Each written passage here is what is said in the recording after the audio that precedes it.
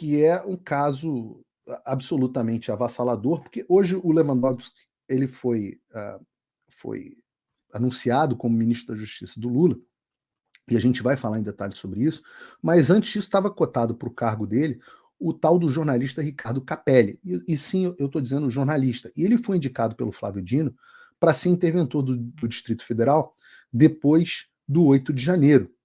E daí circulou um vídeo na internet, muito bem feito, que eu vou passar aqui para vocês, que me chamou uma atenção incrível, porque foi uma história que eu senti o dever jornalístico de aprofundar. Toda vez que eu vejo uma injustiça grave, eu, como jornalista, procuro aprofundar. E eu estou falando da história do Coronel Naime, que nós acompanhamos na CPMI. Ele está injustamente preso há cerca de 1 ano, e eu vou hoje entrevistar a esposa do Coronel Naime, aqui daqui a pouco, a Mariana Naime. Mas antes eu queria passar, acho que é um pouco mais de 6 minutos esse vídeo para vocês, eu queria que vocês me dessem o privilégio aqui de assistir junto comigo esse vídeo.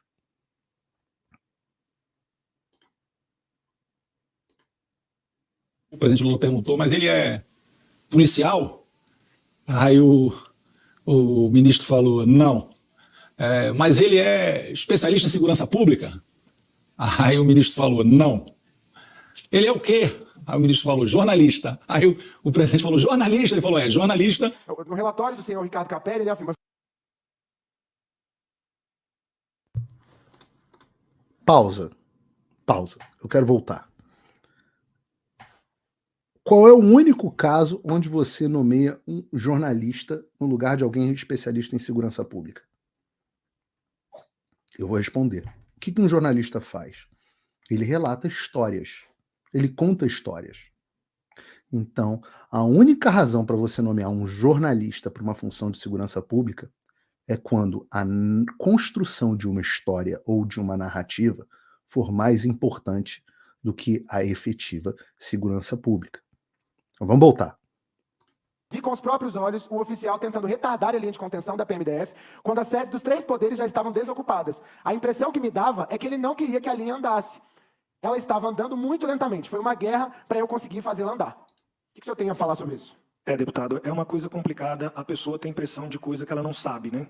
Eu tenho 30 anos de polícia militar.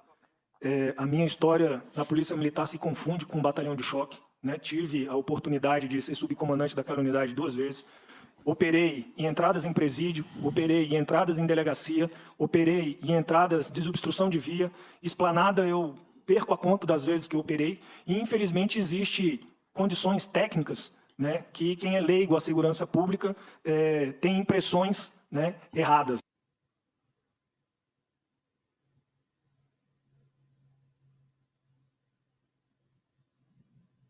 Coronel Jorge Naime. Eu fui saber depois que estava de férias, mas que apareceu, né? Eu estava de licença regulamentar, devidamente publicada, devidamente deferida, e no momento que eu fui chamado pelos meus irmãos para o combate, de imediato me apresentei. Quando o Capelli chegou na esplanada, os prédios já estavam retomados, já estavam sob controle da Polícia Militar. Com ele, eu tive alguns embates no dia 8, porque eu dava o comando para que a tropa andasse, mas ficava claro que ele não estava de acordo, porque ele segurava a tropa, ele não estava de acordo em avançar e prender. Então, o senhor afirma que não agiu de forma técnica, não agiu para Eu agi de acordo com a técnica. Primeiro ponto, nós começamos a ter problema com os armamentos, com os calibre 12 Benelli. Por quê? O calibre 12 Benelli, ele é feito para atirar bala, eu falando bala, os PM aí vão me xingar. Munição de chumbo, 3T, munição de chumbo. E não, ele é construído para munição de elastômero. Por que eu estou falando isso para o senhor? A munição de chumbo, quando ela passa no cano, ela não deixa resíduo. A borracha, quando ela passa no cano, ela deixa resíduo. E aí há uma necessidade que há uma quantidade X de disparos de elastômero se faça um disparo de munição de chumbo para limpar o cano. Porque senão a munição começa a embuchar no cano e a munição não sai. E como no local nós não tínhamos local de segurança para efetuar disparo com munição real, as armas que estavam sendo usadas pelos policiais começou a falhar. Então nós precisávamos esperar chegar a van para trocar esse armamento. Então essa foi a razão, talvez, pela Uma das lentidão. razões. Segundo ponto, o policial militar, ele carrega munições de elastômero e munições químicas num número limitado. Como eu falei aqui anteriormente, o último confronto do choque foram efetuados 900 disparos. Nessa foi efetuado 4.000. O senhor consegue entender a diferença? Então, a previsão do choque, qual era a previsão dele? Cara, meu maior confronto foram 900. Então, eu vou levar para campo 1.800. E ele usou 4.000. Então, 4.000 balas de borracha tá pouco pro Xandão, pro Capelli.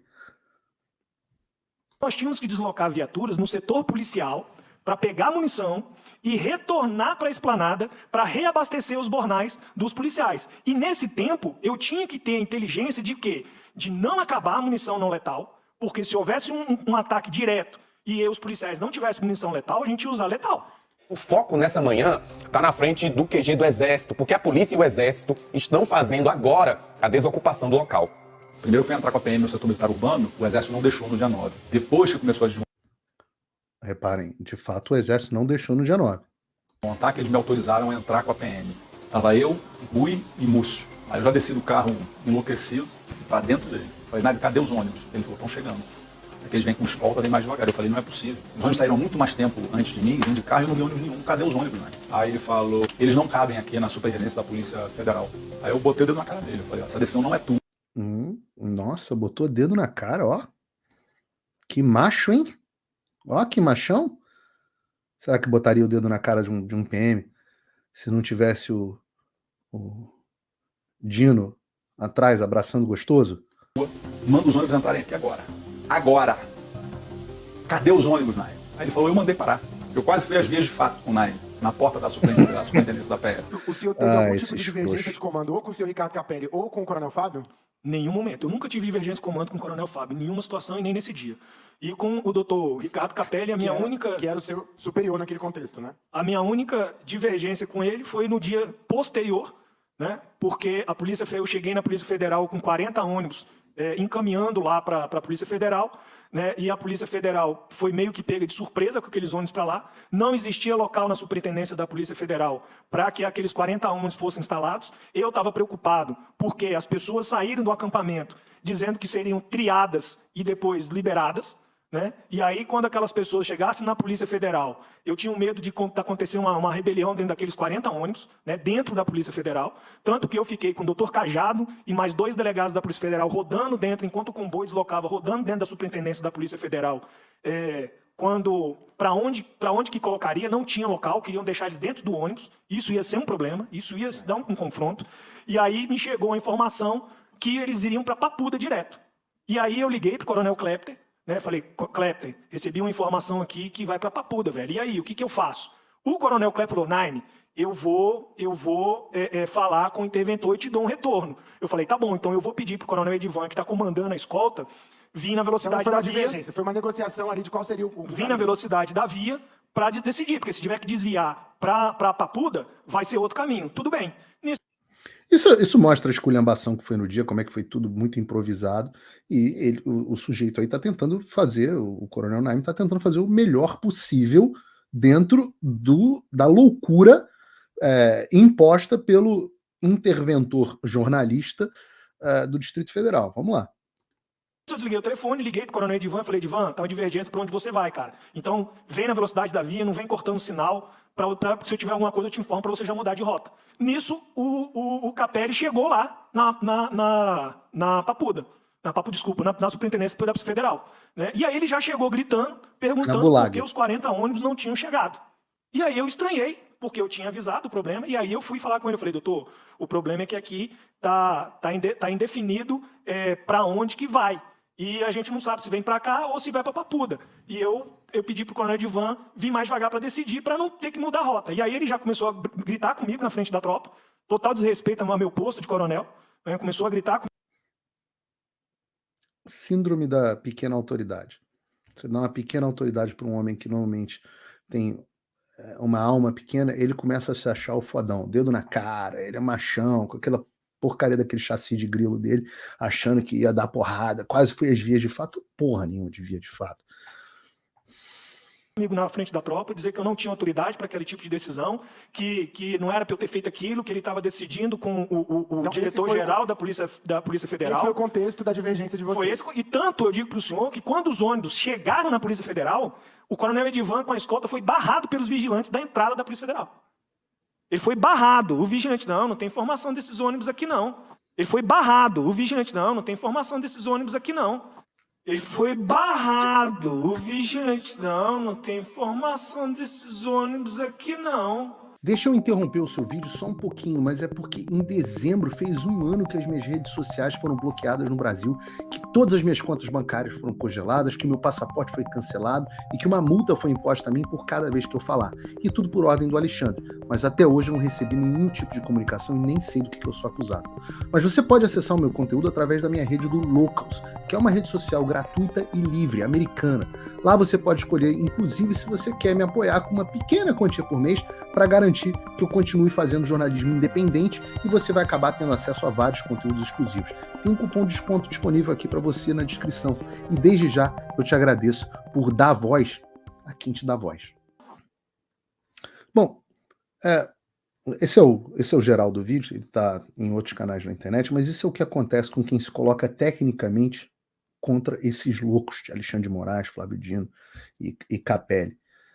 E isso é importante porque o Coronel Naime, ele não deve obediência ao Alexandre, ao interventor Capelli, ao ministro da Justiça. Ele deve obediência ao Estado de Direito. Ele deve obediência às leis. Quem deve... o policial está só cumprindo ordem. Quem deve obediência cega a indivíduo é capanga, é mafioso. Policial deve obediência às leis. Então nós vamos ouvir aqui em primeira mão, para dar voz aqui à esposa do Coronel Naime, a senhora Mariana Naime, e eu trago ela aqui para conversar conosco. Mariana, obrigado por ter aceito a entrevista. Oi, doutor Paulo. Não, doutor não. Eu tenho uma coisa que eu não sou, é doutor. Tudo bem, é um prazer estar aqui. Não uma oportunidade bacana, mas necessária para nos dar voz, de fato, ao que tem acontecido no Brasil, né? Não nos conhecíamos, fiquei feliz com a oportunidade, porque a maioria das pessoas ainda não sabem o que aconteceu no dia 8 e dia 9 em Brasília. Os bastidores, né? São o que tem nos causado mais espanto, de fato, são esses bastidores. Então, o Coronel Naime, como você disse, é um coronel, um militar de 30 anos de profissão, né, que sempre trabalhou, serviu e protegeu a sociedade do Distrito Federal, é super respeitado pela tropa, e está aí também um dos motivos de tanta perseguição que ele sofreu dentro da corporação, e hoje nós descobrimos que, além do Capelli, teve um plano da cúpula do alto comando da corporação para escolherem o nome dele para ser o bode expiatório, e não imaginavam que ia chegar nos outros nomes, né? O Naime estava de férias. Onde está, para as pessoas de casa que não entenderam ainda, onde está neste momento o Coronel Naime? O Naime, no dia 8, estava de férias. Não, onde está ele agora? Preso há 11 meses no presídio militar do DF, na Papudinha. Ele está preso há 11 meses na Papudinha. Isso. Isso era importante para falar para o público. Agora, conta essa história para a gente de que ele estava de licença, por que ele resolveu voltar? Seguinte, o Naime, né, tanto é que vocês, não sei se você teve acesso às fotos dele, né, no dia atuando, prendendo vândalos. O Naime, ele é muito operacional. Então, ele sempre trabalhou no batalhão de choque. Ele foi um dos primeiros oficiais aqui de Brasília a sair para fazer curso de operações especiais no Rio de Janeiro, né? Em Brasília ainda nem tinha. Ele foi instrutor, ele começou a carreira dele dentro do choque, né? Então, ele teve todas as funções lá dentro. Ele sabe muito bem lidar com distúrbios, essas turbas, grandes eventos, a especialidade dele. E aí, as férias dele estavam marcadas para dezembro de 2022, né?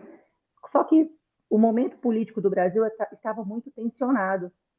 E aí o comandante-geral, à época, virou e falou: Naime, não dá para você sair de férias agora sem você organizar e planejar a posse presidencial, que era o evento de maior visibilidade e que estava tendo muita ameaça, né, de que Lula não subiria a rampa, e que as pessoas não deixariam ele assistir. O Naime, como você disse aqui anteriormente, ele é polícia de Estado, ele é apartidário, ele sempre bateu muito nessa tecla em relação ao posicionamento profissional dele, né? Porque ele não tem um lado A e nem B, não poderia ter, porque ele protege a sociedade. Então, quando foi após as eleições, foi cada vez ficando mais acirrado aquele clima, ele foi o único coronel, né, e gestor, à época da PMDF, que fez um documento encaminhando para o comandante-geral, falando que ele não concordava e pautando isso e fundamentando com o QG até o final de dezembro, na transição para a posse presidencial. Na opinião dele, aquilo ali seria um local que poderia ser usado, como de fato foi, por infiltrados, por pessoas de má índole, pessoas que quisessem, né, agir de má fé. Então, ele achava que aquilo ali era um grande risco, porque ele sabia que tinha pessoas de bem ali, né, acompanhou toda a inteligência da PM, acompanhou ao longo do período as manifestações que tiveram lá de cunho extremamente pacífico e tranquilo, porém, como estava se aproximando de um grande evento, ele não achava que deveria ficar com a experiência que ele tinha, né? Tanto é que ele foi até o Planalto em reuniões com os generais do Exército e se posicionou também em relação a isso, pedindo para que fosse desmobilizado, porque a PM não tem esse poder, porque era uma área militar. E foram em acordo 3 vezes, a Polícia Militar do Distrito Federal, sob o comando operacional do Coronel Naime, colocou a sua tropa à disposição do Exército para fazer a remoção, e foi impedido pelo Exército. Né? Então, só para você entender o contexto anterior. Foi mesmo, né? Foi de fato impedido pelo Exército naquele momento. Impedido. Isso antes mesmo da posse presidencial.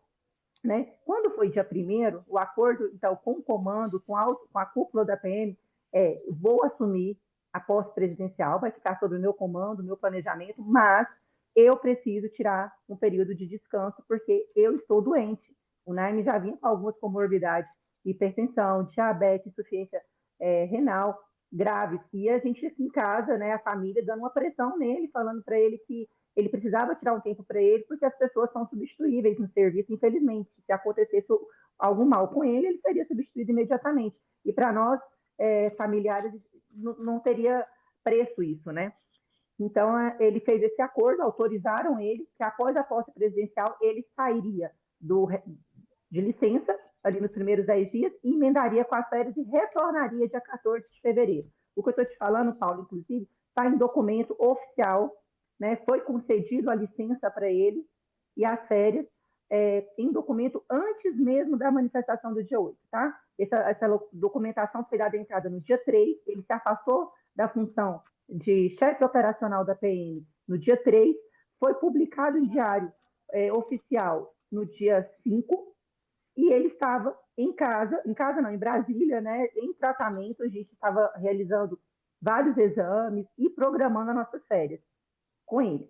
No dia 8, nós não imaginávamos nunca o que estava acontecendo e nem o que estava acontecendo na própria corporação, porque como ele tinha centenas de grupos, eu conversei com ele e ele silenciou todos os grupos que ele participava, né? Porque como ficar de férias com os grupos claro, pegando muito difícil. informação? Não dá. Ele silenciou os grupos assim que ele entrou de férias. Quando foi dia 8, por volta das 16 horas, 15h40, 16 horas, ele recebeu uma ligação do que estava sendo substituído por ele, que era o Coronel Paulo José, pedindo socorro, que ele estava dentro do Congresso, cercado de manifestantes, e os manifestantes tinham entrado dentro do Congresso. Ele assustou muito, a gente estava num restaurante, ele parou e falou: vocês estão ficando loucos? Vocês, como assim? A corporação está cercada por manifestantes, o que vocês estão fazendo aí dentro? Aí ele falou, foi invadido, não sei o quê, e ele já entrou em desespero. Ele parou, já avisou para mim, pede a conta, quero ir para casa, né, imediatamente, e aí foi nos providenciando, e aí começou a ele receber várias ligações de policiais falando: coronel, vem para cá, a gente precisa do senhor. E ele falou: eu estou de férias, eu não tenho condições de sair. E aí passaram uns 30 minutos, o governador Ibanez, do gabinete dele, ele recebeu uma ligação falando: o governador está pedindo para te ligar, Naime, e quer saber o que está acontecendo na Esplanada. Ele falou: eu não sei o que está acontecendo na Esplanada porque eu estou de férias. Aí o assessor falou, então deixa eu comunicar ao governador que você está de férias, que o senhor está de férias. E aí, com 5 minutos depois que desligou o telefone, ligou de novo, mesmo assessoria, e falou, Nani, mas você está em Brasília? Ele falou, estou em Brasília. Ele falou, o governador pediu para você assumir imediatamente as tropas. Desce para a esplanada. Ele falou, é uma ordem? Ele falou, sim, senhor, é uma ordem. Ele falou, estou pronto. Vou me trocar e desço imediatamente para lá. Só que como ele tem hierarquia, né? A polícia militar é uma instituição hierárquica, ele não podia também, apesar que o governador é o chefe maior dele, ele não poderia também chegar em terreno sem comunicar ao seu superior hierárquico. Ele ligou para o comandante-geral à época, que era o Coronel Fábio. O Coronel Fábio não atendeu, ele ligou para o subcomandante-geral, que é o Coronel Klepter, atendeu e ele falou, olha, eu recebi uma ligação e pediram para descer para a esplanada, o que eu faço? Ele falou, o Coronel Klepter falou, desce imediatamente e, pela sua experiência, você é o melhor nome que nós temos. Preciso de você aqui. E ele falou, sim, senhor, estou descendo. Então, ele ali, em 30 minutos no máximo, ele acionou os motoristas, colocou a farda e desceu para a esplanada. Chegando à esplanada, ele assumiu, de fato, as linhas de tropas especializadas, porque as linhas convencionais estavam sob o comando de outro coronel. E ele começou a fazer a varredura de cima da cúpula do Congresso e foi fazendo essa varredura. Até então, não tinha tido intervenção. Uma coisa que é importante deixar registrado é que quando o NAIM consegue restabelecer, juntamente com a tropa e todo o policiamento, a ordem na esplanada, não precisava ter tido intervenção, porque já estava retomada a ordem na esplanada antes mesmo da intervenção federal. Sim. A PMDF já tinha feito isso, né? E aí, poucos minutos depois que ele estava em campo, ele recebeu uma ligação falando que tinha tido intervenção federal na segurança pública, passando o telefone do senhor Capelli para ele e falando para ele entrar em contato e colocar à disposição do senhor Capelli. E ele fez isso, ligou, o Capelli não respondeu, não atendeu, ele mandou uma mensagem falando, doutor, estou aqui à disposição do senhor, meu nome é Coronel Naime, estava de férias, já estou em campo, estou às suas ordens. E até hoje não foi respondido essa mensagem dele. Ele só encontrou o Capelli na altura da catedral, ali que já estava quase chegando na rodoviária, quando o Capelli olhou para ele e falou, a tropa de choque, né? Porque tem de forma técnica e estratégica de você avançar no sistema de varredura que eles estavam fazendo para empurrar todos os manifestantes para fora da esplanada, até para manter um nível de segurança. Certo. E nesse momento, tinha acabado as munições não letais. Sim. E estavam nessa busca de viaturas indo, pegando uma fração da tropa avançava, outra fração recuava, e eles estavam indo de forma pausada, mas também estratégica, que não deixasse as pessoas voltarem, mas também que não podia entrar no confronto, porque senão daria morte. Né? Se você entra em conflito com manifestante sem munição não letal, você tem que atirar com munição letal. Né? E então, lembrando assim, que... É uma guerra. Isso, lembrando que isso é importante que as pessoas saibam, né, Mariana? Além dos patriotas que estavam lá apenas se manifestando, que acabaram entrando, existiam realmente pessoas que estavam cometendo atos de violência e vandalismo, né? E que é uma tristeza, inclusive, que essas pessoas não sejam propriamente identificadas e processadas criminalmente, para que separe o joio do trigo. O patriota, o tio, o pai da Gabriela Ritter, as pessoas que estavam lá, algumas enganadas, outras gaiatas, mas estavam pacificamente ali, e as pessoas que efetivamente, vândalos e depredando prédios públicos, que é obrigação, patrimônio público, é obrigação das forças policiais proteger o patrimônio público. Tanto é, Paulo, que na hora desse combate, né, dessa varredura, desse avanço das tropas, várias pessoas, centenas de pessoas foram presas pela tropa, inclusive ao comando do Coronel Naime. E o Coronel Naime foi atingido, porque ele saiu de trás da tropa quando ele viu que tinha um grupo de homens atirando rojão contra a tropa, e a tropa com escudo, não tem como ela entrar em luta corporal, e o Naime imediatamente, eu tenho essa filmagem, eu posso te passar depois, foto também disso, desse momento, inclusive foi o próprio Metrópolis, no jornal, que divulgou, depois de meses que ele já estava preso, eles entraram em contato comigo perguntando se era do meu interesse, eu falei, é super do meu interesse, inclusive, a atuação dele, porque ele foi preso sob omissão, como uma pessoa que estava prendendo vândalos, atuando na linha de frente, pode ser acusada de omissão, né? Então, nesse momento, inclusive... Eu estou um pouco preocupado com o nosso falar. tempo, Mariana. Me explica como que acabou que o Coronel Naime foi preso?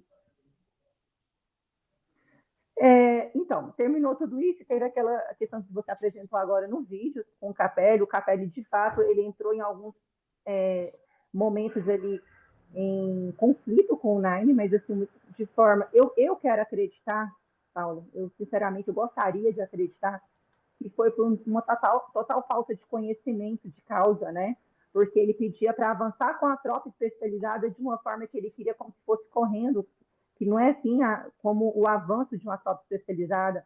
Ele queria que avançasse sem munição, e o Naime falava, comandante, eu não posso avançar porque vai dar morte. Ele falou, segue as minhas ordens. E aí o coronel Naime conflitou com ele e falava, eu não vou deixar virar um teatro, uma guerra civil aqui, vai ter derramamento de sangue. E mais uma tentativa não de confrontá-lo, mas de assessorá-lo, né, pela falta de experiência, principalmente no momento de conflito, no momento de tensão, de caos total. Né? Aí avançou que lá no dia 9 teve tudo isso que já foi registrado, mais uma vez o coronel Naime tentando assessorar para que não tivesse problema com os ônibus, tivesse um conflito dentro da superintendência, ele falando, vem com os ônibus mais devagar, e de fato o Naime estava tão certo que a segunda ordem foi que levasse para outro local, porque não tinha estrutura física nenhuma de comportar, de capacidade de receber as milhares de pessoas. Né? Mostrou que o Naime tinha razão e não teria condições. Virou aquilo ali foi uma desgraça, né? Fiz uma entrevista com os advogados da ASFAB. No campo de concentração, né? As pessoas foi transformado no campo de concentração. O Naime chegou extremamente abalado. Histórias no ônibus, no próprio ônibus, a história horrorosa, as pessoas relatando como foi essa situação que era real, das pessoas que os ônibus não sabiam para onde ir, etc, enquanto esse menino aí, sem experiência nenhuma em segurança pública, botando o dedo na cara e querendo fazer acontecer.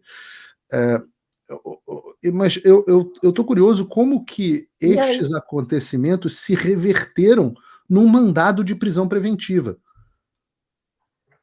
E aí, que eu estou te falando, aí entra a questão da cúpula da PMDF, né? Que eles estão querendo colocar o Naime como se fizesse parte da cúpula, mas a grande questão é que a grande cúpula da PMDF prejudicou o Naime, né? Os coronéis ali, para se resguardarem, e eles não tinham, talvez,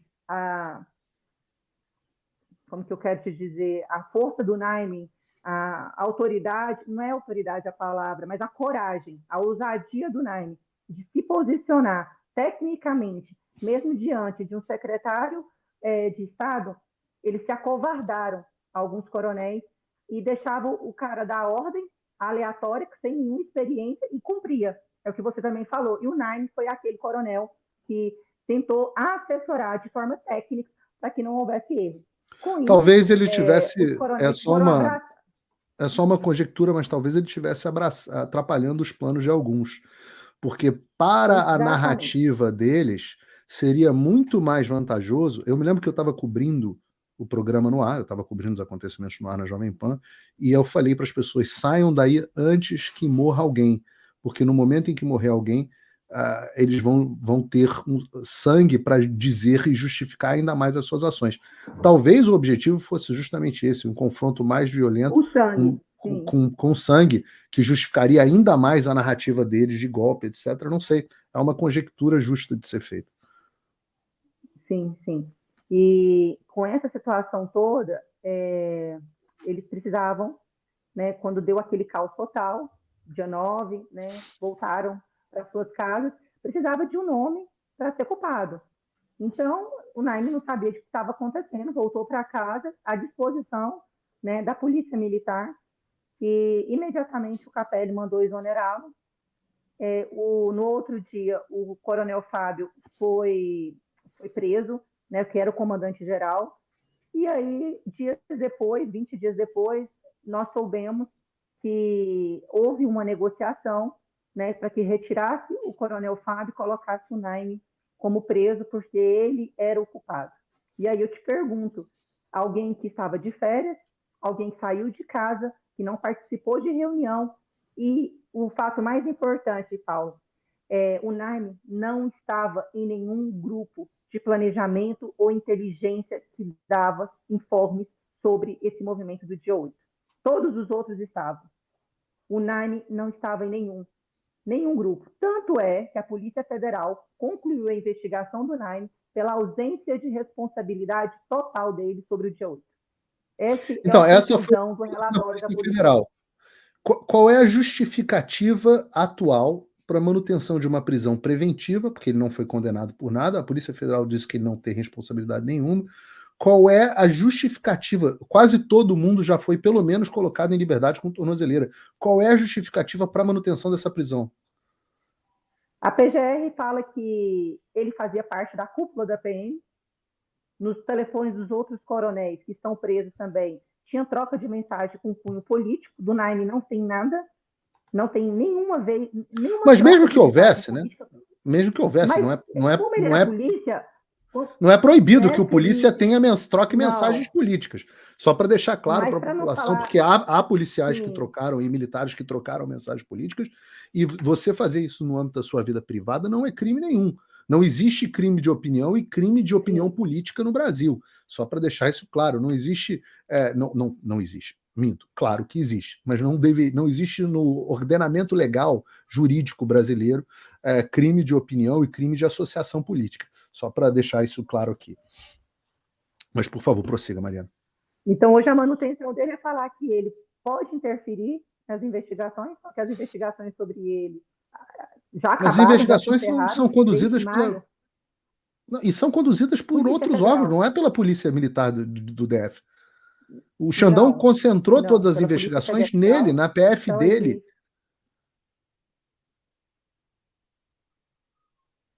E aí, o que acontece? Com essas trocas de mensagem, com essas apreensões de telefones, com algumas coisas que eles conseguiram dos outros coronéis, e nada contra o Naime, eles querem colocar como se o Naime fizesse parte da cúpula e estava tramando um grande plano de tomada de poder.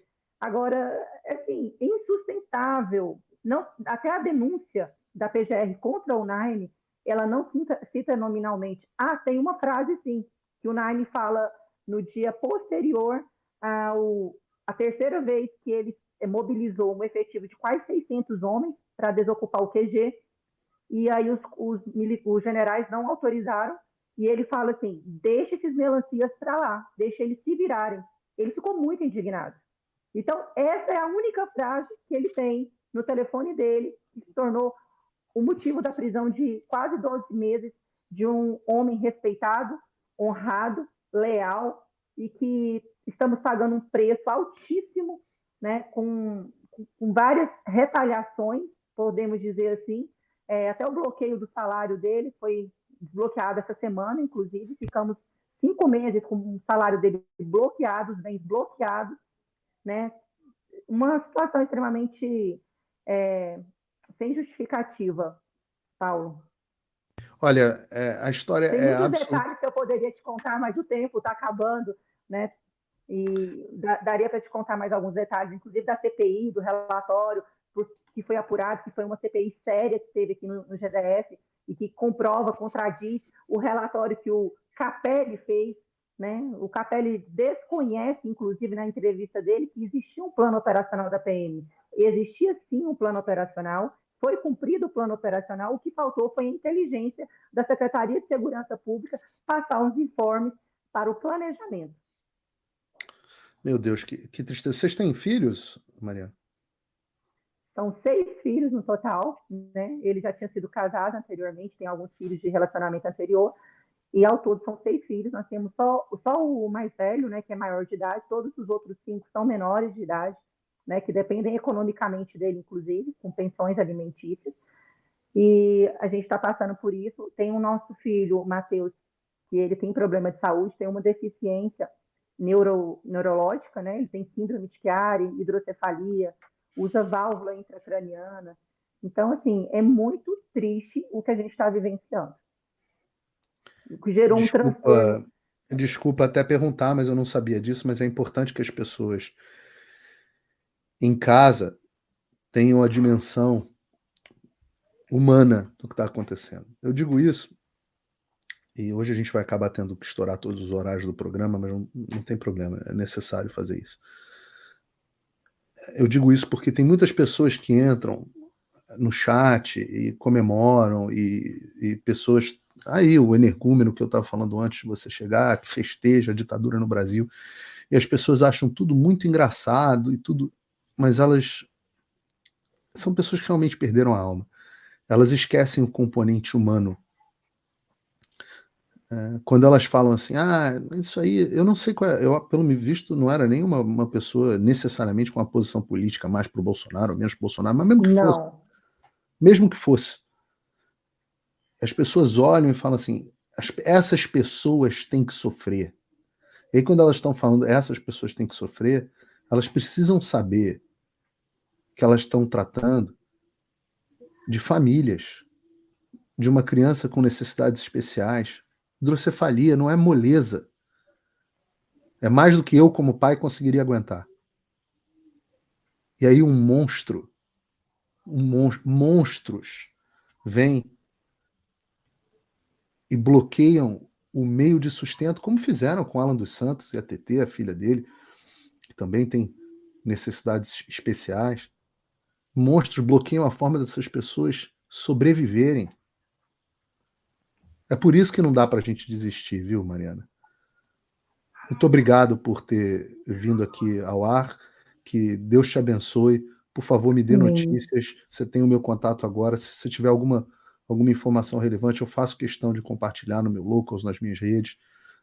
Sinta que eu sei que o jornalismo da velha mídia, o jornalismo morto brasileiro, não te dá o espaço para você contar o seu caso, mas hoje nós tivemos aí quase 10 mil pessoas aqui ao vivo, e eu tenho certeza que nós vamos passar aí de quase 100 mil visualizações nas múltiplas plataformas que vão ter consciência, um pouco mais de consciência da história do Coronel Naime e o que vocês estão passando. Eu queria ter muito mais, mas é o que eu posso te oferecer nesse momento. Muito obrigada mesmo pela oportunidade. Né? Eu acredito muito na união das pessoas de bem.